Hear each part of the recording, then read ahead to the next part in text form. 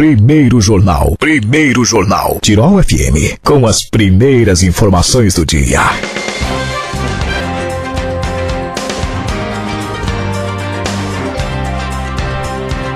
Para Colégio Teutônia, 65 anos, somos todos CT, inspirados em você. E conosco também Dália Alimentos, há 70 anos produzindo produtos de qualidade. Dália Alimentos, sempre à frente, sempre em frente. São os apoiadores aqui da Tirol FM na manhã dessa quarta-feira. Temperatura agora de 11 graus e 6 décimos. Pois bem, gente, a Marta Suplicy anunciou que a votação da reforma trabalhista sai até o dia 20 de junho. Anuncia a votação da reforma trabalhista para o dia 20 de junho. Essa reforma trabalhista está dando uma discussão bastante prolongada no Brasil, entre parlamentares, entre sindicatos, entre entidades que representam trabalhadores, enfim. Antes de passar a palavra para o Roberto, deixa eu dar um recado aqui para a Marlene do bairro Lesguto, que ligou. Ela pediu sobre a rescisão aí de uma empresa, né? E nós conversando aqui, nós preferimos que a Marlene ligasse direto para o Citicaut, para que a gente não precise tornar esse assunto tanto público, até porque é um assunto mais privado, né, Marlene? E eu conversando com o presidente, que gentilmente nos atendeu, ele pedia que você ligasse para o Citicaut, pode falar com as pessoas lá indicadas, pode buscar um advogado também, e para que você possa ter mais detalhes sobre como anda a questão de um ateliê de calçados que fechou alguns anos atrás, se não me engano ela falou em 10 anos, né, presidente? Então, entre em contato direto com o Citicaut e que eles vão poder indicar o melhor caminho e como está o andamento dessa questão. Presidente, bom dia, seja bem-vindo, tudo bem? Bom dia, Vinícius, bom dia, ouvintes da Rádio Tirol. Presidente, o que nós temos de fato nessa questão da reforma trabalhista, né? Porque a gente ouve de um lado o governo querendo aprovar, querendo botar para a mesa diretora, do outro lado as entidades sindicais. O que mexe no nosso dia a dia? O que influencia no nosso dia a dia? A gente sabe que tem duas reformas paralelas andando, a previdenciária e a trabalhista. Mas, assim como tivemos há meses atrás, a questão da terceirização, né? Que também me parece que foi deixada de lado para ser votada num momento mais propício, digamos assim. E a reforma trabalhista, essa que deve ir aí a votação, segundo a Marta Suplicy, agora, dia 20 de junho. Até onde ela vai nos impactar, presidente? Bom, Vinícius, é impressionante a maneira que esse governo fez essa proposta da reforma trabalhista, da reforma previdenciária e antes disso até a terceirização. Então, assim, nos últimos tempos a gente via que o Congresso, nada acontecia, nada votava, era uma polêmica, e com esses projetos aqui, foi uma velocidade impressionante dessa maneira que foi proposto, né, e a maneira que não aceitavam e não aceitaram nenhuma emenda nesses projetos. Eu sempre digo isso e volto a repetir isso, quem nos conhece como sindicato sabe que eu vou falar. Uma reforma dentro da casa da gente, ela sempre é necessária, constantemente. E nós, na reforma trabalhista, dizer que nós não temos nada para alterar, seríamos injustos de dizer isso. Mas, da maneira proposta, e o que estão propondo é uma maneira tão cruel que ela vai terminar com a proteção ao trabalho. E o governo disse que não vai tirar nenhum direito, vai tirar muitos direitos. Só para ter uma ideia, nessa questão da terceirização que nós estamos tendo, nós não vamos mais ter nenhuma empresa grande. Nós vamos ter empresas que vão faturar bilhões de reais, mas elas necessariamente não vão ter nenhum trabalhador. Elas vão terceirizar, quarteirizar, quinteirizar, até em últimas instâncias, onde o trabalhador final, lá que realmente produz, ele não vai saber quem é o patrão dele. A questão da terceirização, ela vai ser votada junto com a reforma trabalhista, presidente, ou são dois projetos separados? É que, na verdade, a terceirização já foi votada. Só que na reforma trabalhista, parece que eles querem adaptar alguma coisa que eles viram que eles já fizeram uma besteira. Né? Então, assim, outra coisa, a questão de arrecadação de impostos, onde você vai ter os trabalhadores espalhados em todo o território, não vai ter mais empresas. quantos vão pagar INSS, onde vai ser o recolhimento do INSS, essas coisas. Então, nós estamos prevendo que o tiro vai ser pela culatra. Então, nós vamos ter uma arrecadação muito pior. Na reforma trabalhista, nós temos aqui a questão de trabalho intermitente, onde você estaria em casa, esperando em casa, e vão te ligar, vão te avisar quando vai ter serviço. Você vai trabalhar, você vai receber. Se não vai trabalhar... Então, assim, gente, nós vamos ter uma organização disso, onde ninguém mais vai ser efetivado. Vai ser tudo nesse sentido. Ninguém mais vai ter direito a nada. A questão das horas in itinere, né? Então, assim, é uma questão questionável. Por exemplo, hoje, se vem um trabalhador de fora, de outros municípios, teoricamente, desde o momento que ele embarca no ônibus até a empresa, teoricamente, teria horas viajadas. Então, isso é uma coisa muito discutível. Né? Se ele vem trabalhar de fora em Teutônia, vai viajar 1 hora, né? Não sei até que ponto isso seria à disposição do empregador, porque ele, na verdade, não está trabalhando.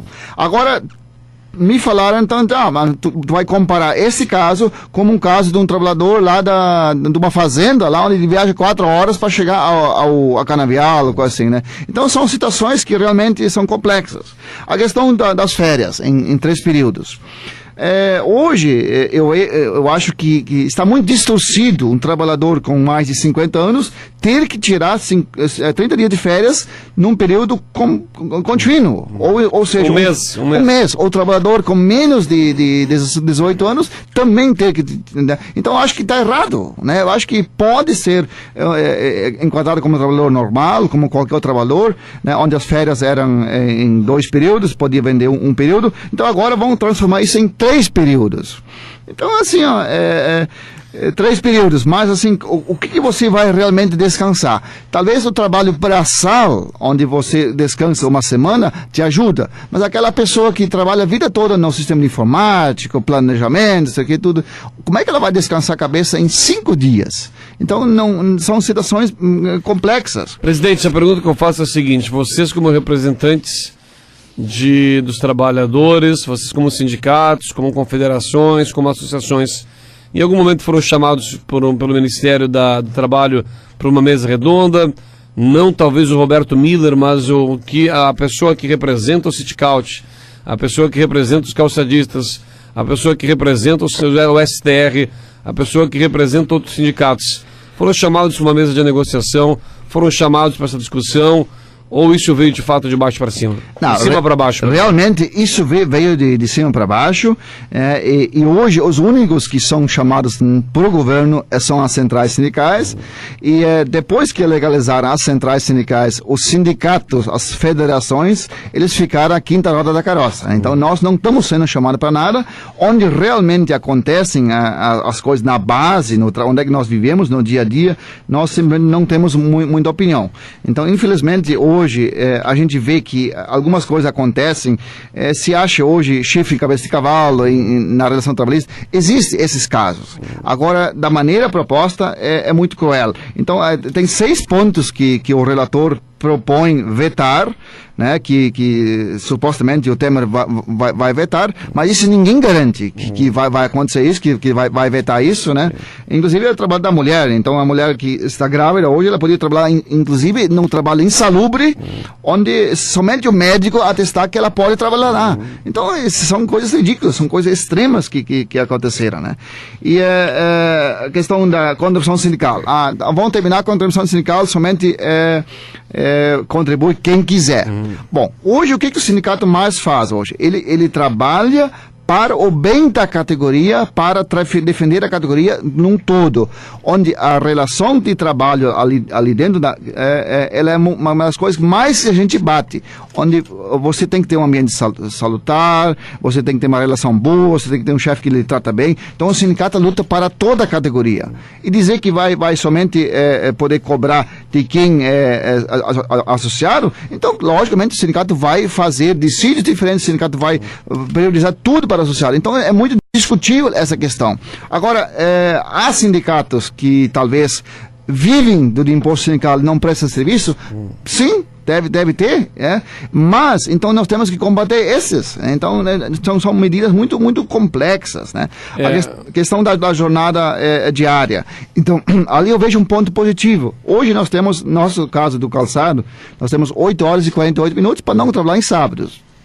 E hoje ninguém mais quer trabalhar em sábados. Então, só que assim, ó, hoje, se nós temos banco de horas, se nós temos uma jornada de 8h48 mais 1h12, então nós não podemos ultrapassar o limite máximo de 10 horas. Porque a partir de 10 horas nós estamos cometendo um verdadeiro crime. Então, a proposta é que essa jornada diária passe até 12 horas. Então, me parece muito boa, né? Por quê? Porque hoje, entre a jornada normal e a jornada de hora extra, nós possamos ter jornada de até 12 horas. Ninguém falou em trabalhar 12 horas, aumentar a jornada. Esse sistema de compensação. Então, são algumas situações que agora, há alguma coisa ser prevista na convenção coletiva, de que ela prevaleça, tenha força de lei, ela é positiva em partes. Agora, por outro lado, o que vai acontecer? Se nós em Teutônia aqui bater pé em cima de alguma situação dessas, e lá no município vizinho de Estrela ou outro município, né, uma empresa tentar fazer isso e lá conseguir, ela vai pressionar de tal forma a mim, a sindicato, para que nós também façamos, só pena de ela fechar aqui, para ela levar para lá, sei o que, tudo, né? Então é muito complicado essa questão. Nós temos que ter uma lei mínima. Agora, não, para que existe sindicato? O sindicato é justamente para defender o mais fraco, o trabalhador sempre é mais fraco. Como é que o trabalhador vai chegar agora com o patrão e dizer, olha, precisa de aumento? Você quer aumento? Não, tá, lá pode passar no pessoal, eu vou te demitir. Então é isso que acontece hoje. Eu sempre digo o seguinte, nós não precisávamos ter sindicato. Assim nós não precisávamos ter polícia. Nós não precisávamos de juiz.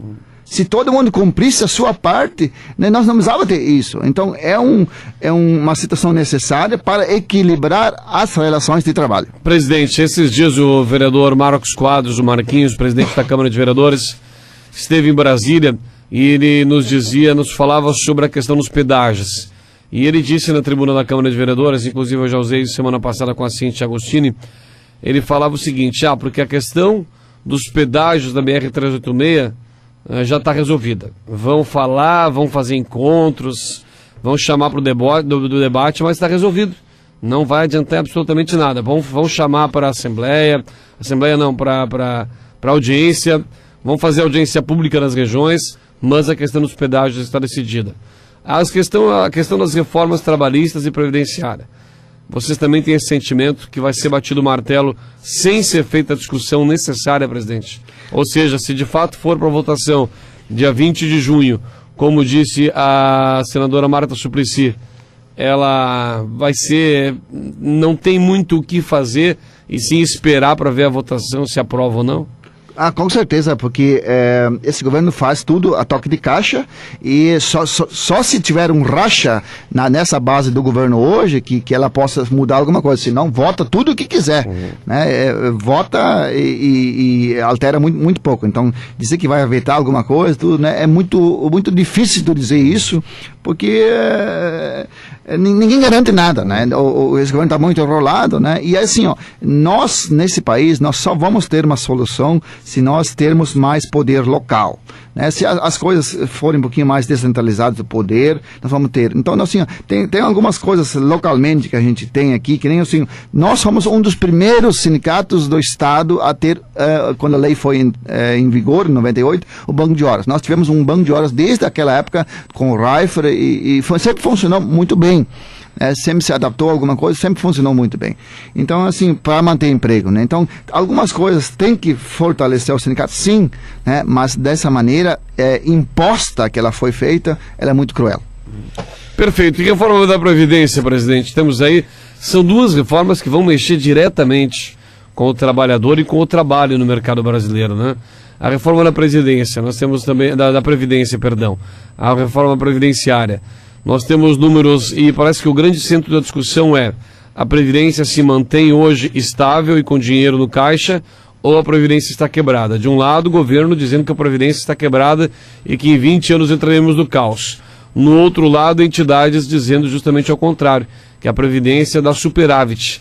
O que é possível elucidar E o que é fato nessa questão, presidente? Se há um fato determinante, por exemplo. Veja só, como é tão grave essa questão da Previdência, hoje, então, um trabalhador, para ele se aposentar integral, então ele tem que começar a assinar carteira nos 16 anos, né, e chegar até os 65, então ele tem os 49 anos de contribuição. Agora, então, afrouxaram um pouquinho, a partir de 40 anos, consegue se aposentar proporcionalmente. Então, o trabalhador de chão de fábrica, que praticamente vai no salário mínimo, ele jamais vai quebrar a Previdência. Ele, em primeiro lugar, quando ele se aposenta em primeiro lugar, por quê? Porque ele vai complementar a sua renda. Ele vai colocar esse dinheiro para investimento, para mobiliar sua casa, para comer um pouquinho melhor, para fazer uma reserva, daqui a pouco até questão de saúde, isso aqui, que não consegue. Agora, a Previdência, ela é quebrada para aquele cara que ganha 30 mil, 40 mil, 50 mil, 70 mil. E aquelas pensões cumulativas de militares, de ex-governadores, ali sim nós estamos tendo um impacto. Aí, te pergunto o seguinte, quando até hoje algum governo teve uma ação efetiva em cobrar das empresas que estão devendo? Nós estamos tendo agora aqui a lista das 100 maiores devedoras, onde algumas já fecharam, acho que a primeira que foi a Varig, que deve bilhões, e a segunda a JBS, que está aí com dinheiro emprestado. Como o governo não fiscalizou uma empresa dessas, não fiscaliza, não cobra?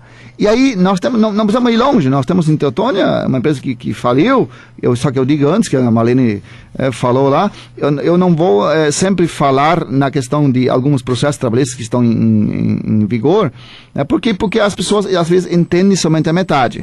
Mas nós tivemos uma empresa em Teutônia que por muitos anos descontou o INSS do trabalhador, não pagou, além de não ter pago o que descontou, não pagou o valor da parte patronal. Então nunca foi fiscalizado. E isso nós temos bancos que hoje ainda continuam fortes, tudo, que estão devendo para a Previdência. Por que nunca houve uma fiscalização efetiva do governo disso? Outra coisa, por que nós estamos com valores altos de INSS, 20% de INSS? Será que se nós reduzíssemos o valor um pouquinho, será que não seria mais vantagem você pagar do que você sonegar? Então nós estamos querendo cobrar daquele que sempre pagou, mas nós temos que cobrar daquele que não está pagando, que está sonegando. Então, ali está o furo da questão da Previdência, né? E nós temos que colocar mais gente a contribuir. Essas mais gente são o quê?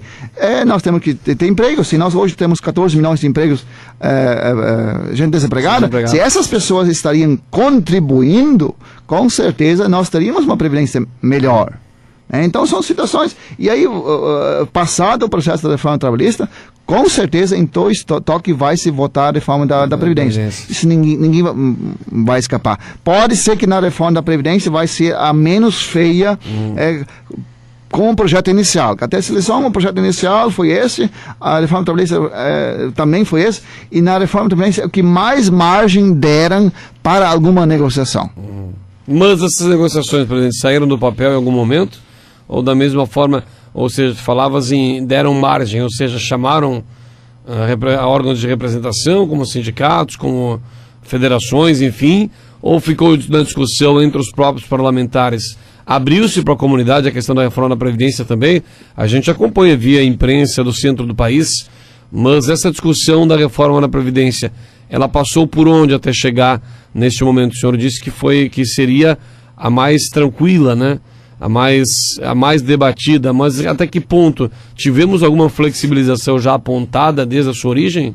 Não, que na verdade os setores que melhor estão representados dentro da Câmara, que eles conseguiram fazer um lobby para que alguns deputados mexessem em alguma coisa. Por exemplo, o setor rural. O setor rural conseguiu se organizar e tudo, conseguiu parar momentaneamente algumas coisas que seriam talvez muito prejudiciais. Né? E assim tem alguns outros setores lá que tem uma representação forte de interesses, né, que conseguiram parar alguma coisa. Agora, o grosso, né, ele não... Por que retiraram a questão dos militares? Né? Fizeram alguns baracos lá e retiraram algumas coisas. Né? Então, o trabalhador de chão de fábrica, ele está sendo penalizado. E ele não é o problema da Previdência. O problema da Previdência é aquele que ganha muito. que se aposenta. Então aqui no estado do Rio Grande do Sul, o governo Sartori fez algumas mudanças interessantes. Por exemplo, se eu estava um ano para me aposentar, né, algum deputado me colocava dentro do gabinete com um salário que tem os valores lá, 16, 17, 18 mil, eu contribuía por um ano nesse valor e aí me aposentava pelo resto da vida com aquele valor. Então são situações distorcidas. Então parece que o Sartori mudou alguma coisa referente a isso, né? E está sendo mais justo. Só que, lógico, vai levar muitos anos para equilibrar isso. Agora, a questão do trabalhador de fábrica, que ganha um salário, que usa a insalubridade para se aposentar, para encurtar o seu tempo, ela jamais quebra a previdência, porque esse dinheiro retorna em forma de alimentação, em forma de consumo, né, na economia. Nós estamos chegando no mês de agosto. O mês de agosto é a data base para o dissídio, né, presidente? Estamos chegando, não, calma, nós estamos na metade de junho ainda, né? Calma, gente. Nós estamos no dia 14 de junho hoje, então falta um mês e meio ainda para o mês de agosto, mas as negociações já foram abertas, temos um índice de inflação previsto. O que vocês têm nesse sentido também, presidente Roberto Miller, do Sindicato aqui de Teutônia? Bom, Vinícius, desde que o sindicato então mudou a data base para agosto, né, então nós estamos nessa época agora já se preparando para o dissídio. Então nossa assembleia é segunda-feira, dia 19, agora então começa às 18 horas em segunda e última convocação lá no auditório. E então nós temos esse ano uma situação bastante diferente com relação ao dissídio, onde nós temos uma inflação bastante baixa, segundo os órgãos, né, do DIEESE e do INPC, essas coisas, que nos dão essa sustentação legal. Né? Nós sabemos que nós ir no mercado e encher o carinho ano passado, encher o carinho agora, nós vamos ter uma inflação muito superior a 3, 4%, como estão prevendo. Mas hoje, para a data base de junho, nós temos agosto, então nós temos que fechar mais o mês de junho e julho. Né? Hoje nós estamos tendo, quem negocia dissídio hoje em junho é 3,35. Então você imagina você ter o seu salário reajustado a 3,35%. Então não significa nada. E nós estamos prevendo aí, nós vamos chegar em torno de 3,50%. Não vamos chegar a 4% efetivamente de INPC. E aí, o quanto vocês vão fechar? Então, nós temos por legal, hoje, né, se nós não tivermos um entendimento com a classe patronal, nós vamos conseguir no tribunal o INPC. Nada mais que isso. Ou seja, os 13,50. Exatamente. Então, assim, nós temos que ver qual é o índice que vai fechar. Esse índice fecha até o dia 10 de agosto, né? Então, ali sai o índice oficial do julho, onde vai ser o nosso parâmetro, né? Mas nós temos que fazer nossa parte, nós temos que chamar a categoria, né? Para que venha na Assembleia, e a partir desse momento nós vamos fazer trâmites burocráticos para a Assembleia. E quem está convidado para a Assembleia, presidente? Todos os trabalhadores do calçado, do vestuário e malharias. Segunda-feira às 18 horas. 18 horas, lá no auditório do sindicato. E eu quero dizer o seguinte, que nós não fechamos o dissídio do vestuário do ano passado. Né? Nós tivemos um impasse com relação ao piso da categoria, que eles queriam dar R$35 a menos do que o calçado, e nós não aceitamos, porque nós entendemos que nós temos que tratar o calçado e o vestuário igual. Sim. Só que são dois sindicatos diferentes. Então nós apostamos que o processo esteja no tribunal, para que o tribunal julgasse ele, e lá no tribunal nós temos certeza que ele vai julgar até o piso regional. Né? Então isso é outra coisa. Então nós temos o piso regional aumenta tantos por cento, o dissídio pode aumentar tantos por cento, e às vezes o salário mínimo aumenta tantos por cento. Então as coisas não batem. Então nós ficamos nesse meio termo. Então nós tivemos uma conversa com todas as nossas empresas de malharias e confecções. Eles concederam o aumento ano passado, que foi de 9,56. Então todo mundo deu o aumento, não teve nenhum problema, só que teoricamente fechado o dissídio não está. Então nós estamos no tribunal e há uma chance muito grande que agora chegar na data base de agosto, que nós conseguimos retornar o processo de negociação com o sindicato patronal, que é em Porto Alegre, e nós daqui a pouco fechamos o dissídio do ano passado junto com o desse ano, enquanto que o tribunal lamentavelmente ainda não julga o processo. Muito bem, gente, tratamos de 3 assuntos, né? Dissídio, reforma da Previdência e reforma trabalhista. Sempre são assuntos que rendem, porque mexem diretamente com quem está nos ouvindo agora aqui no Primeiro Jornal, mexe comigo, o trabalhador, mexe com o Roberto, o trabalhador, mexe com você que está em casa. Roberto, Obrigado pelas suas informações, sempre é um papo muito agradável. Tenha um bom dia, uma boa quarta-feira e um bom feriado, né? Amanhã o Scout não atende, né? Obviamente. Não, nós vamos fechar, sim, e voltamos na sexta-feira, né? Então, inclusive os cursos amanhã não acontecem, então nós sempre mantemos essa questão de feriado a feriado. Bom feriado a vocês e a todos nós. Um grande abraço. Obrigado.